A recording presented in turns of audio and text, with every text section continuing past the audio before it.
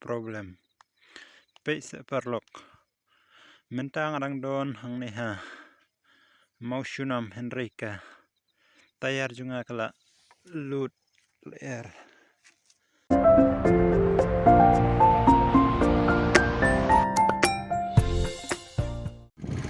Dei pibro perlok parjor jusin nat pe kubor ne channel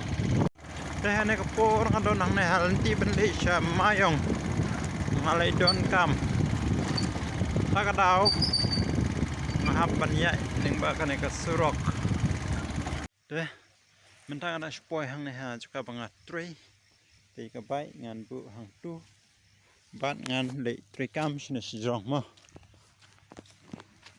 so finally ngala dep kam nang ne nakabanga trei hadin kumbalai kenta namat ba ka simpor mam tas ngilai shudun bok ba ngala sukses ya ka jing trei ka bangat trei tas ni namat ba ngala lai banwan la shai la shisni takadang ngi kuman wala ka slamru de mentangan yabe no sa shashnang namat mentala don kumba saulala o ap man pe kana bijam ta saulala henyo minen imagine from here Siang Mayong to Sonidan village how much kilometer or how much time will I reach to my village so let's see on the road pe se perlok karu kom thung tempel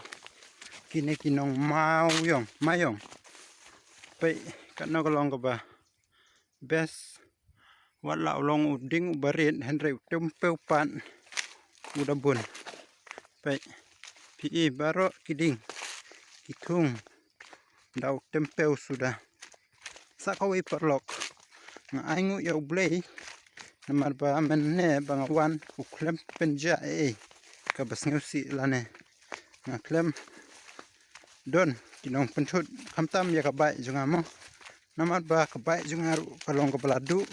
dikermen ba menta ngan lei phai daga pasuk hadu bangan da poi shalaying ngan lei daga nega my darling my puting from here